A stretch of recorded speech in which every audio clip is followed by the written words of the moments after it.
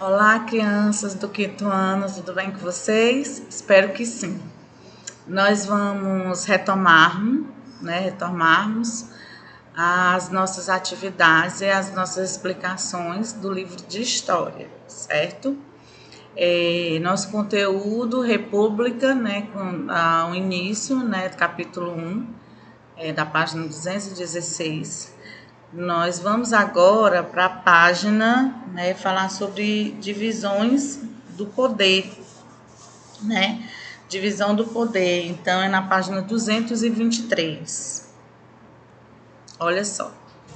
Aqui nós temos: para governar e administrar um Estado de forma justa, geralmente a organização política é dividida em três poderes, Nós já conversamos sobre os três poderes na aula de história, também no quarto ano, Então nós vamos revisar, ok? Então as características, dos poderes são executivo, legislativo e o judiciário, certo?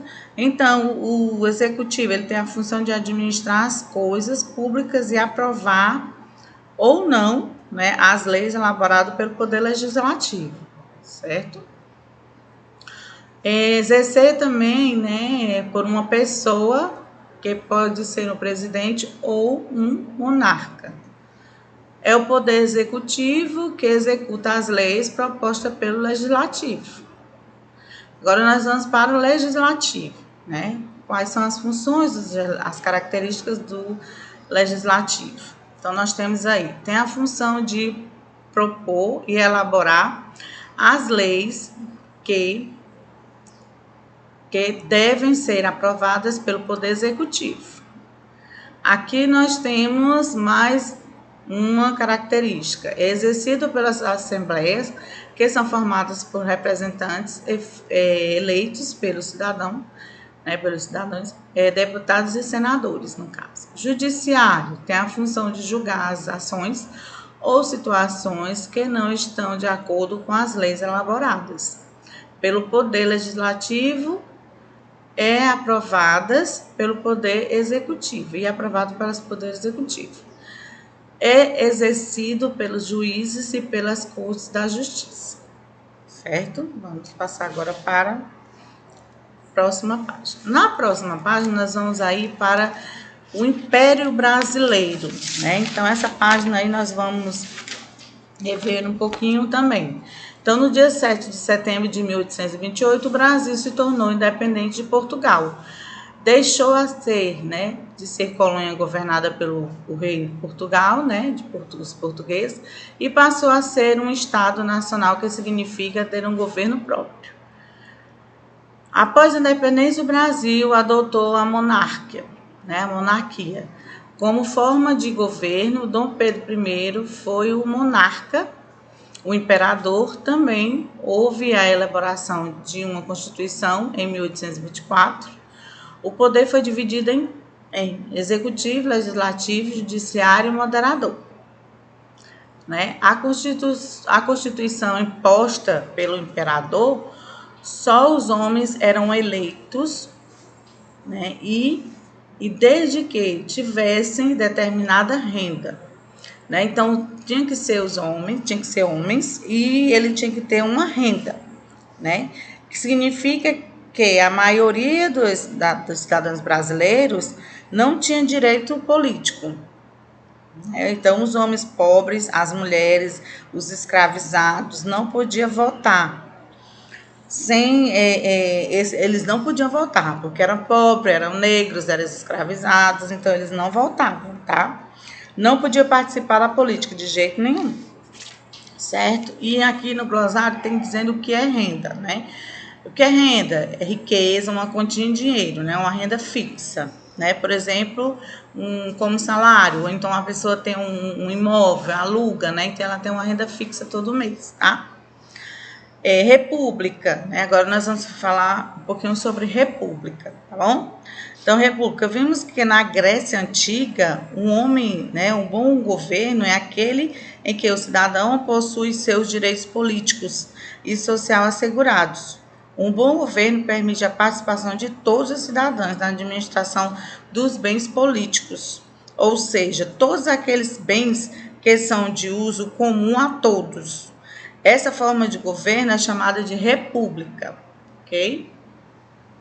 A palavra república se origina da onde? Né? Do latim, né? Língua oficial da civilização romana na antiguidade, e é formada pela união, né? A junção das palavras res, publican, né? Republican, né? Então, coisa mais república, né? Então, aqui nós temos um pouquinho mais falando sobre a república, tá? Perguntando, né, se você sabe, né, o direito, né, de votação, né, também falar do voto, né, que a República funciona de maneira parecida por meio de nossa participação política nas eleições e no cotidiano, né. Ela se baseia na vontade de cada um, somada por todas as decisões, a garantir que todos sejam ouvidos. Então, o voto é isso, né? O direito da pessoa de votar, né? De escolher o político, né? De escolher uma pessoa para poder fazer, né? Criar, ajudar a população, não é isso? Então, é por isso que a gente tem direito a votar e tem que pensar muito bem na hora de votar, né? Escolher o cidadão que vai estar lá lhe ajudando ou lhe...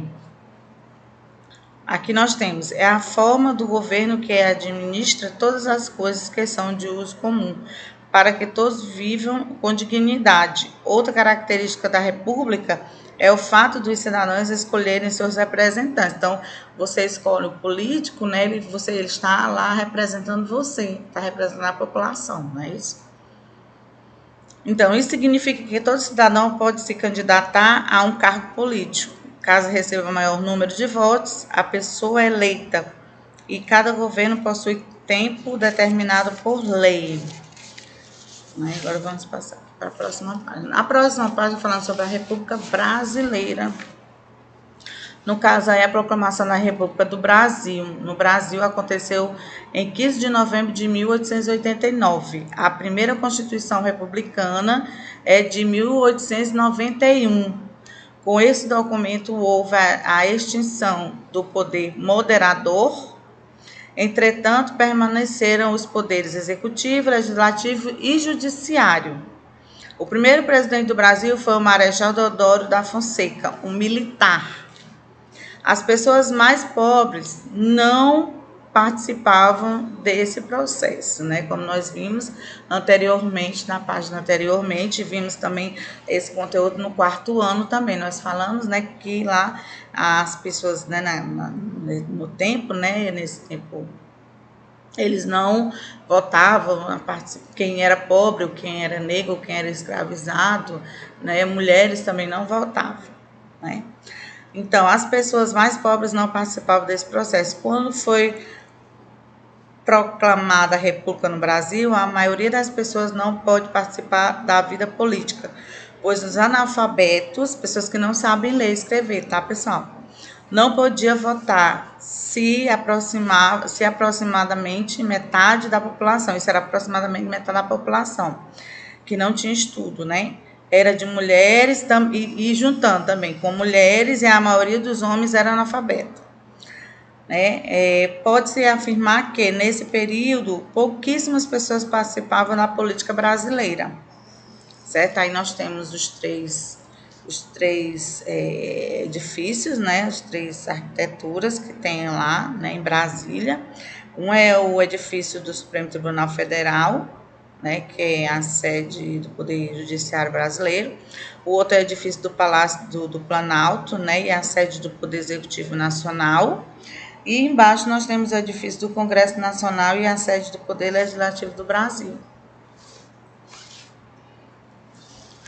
Aqui nós vamos falar mais um pouquinho sobre a divisão política e administrativa do Brasil. Oficialmente, na Constituição de 1891, o Brasil foi chamado República dos Estados Unidos do Brasil. Desde a Constituição de 1967 até hoje, somos a República Federativa do Brasil. Na Constituição de 1988 está definida a organização política e administrativa do Brasil, que é no artigo 18 da Constituição Federal.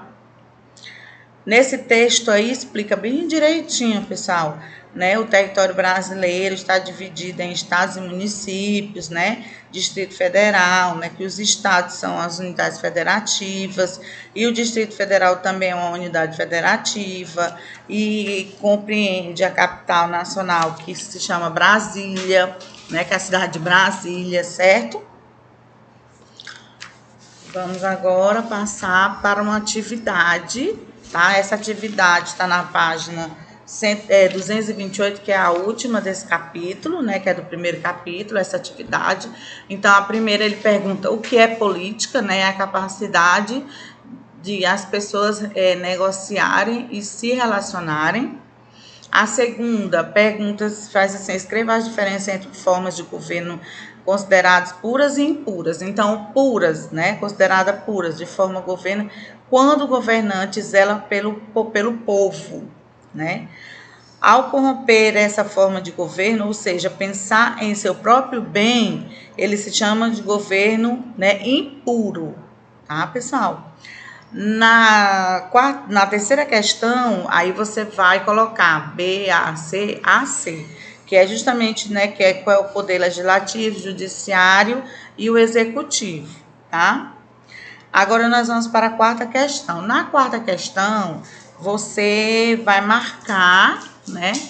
No caso aí nós temos a errada, a letra A B a correta, a letra C a errada e a letra D a errada. E aí vocês vão ler, né, cada uma para entender melhor.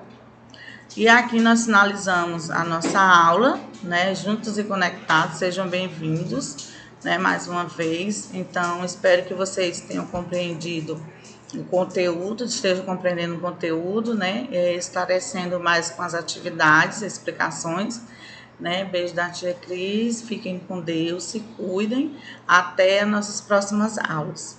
Tá bom? Beijo, beijo. Tchau, tchau. Até a nossa próxima aula.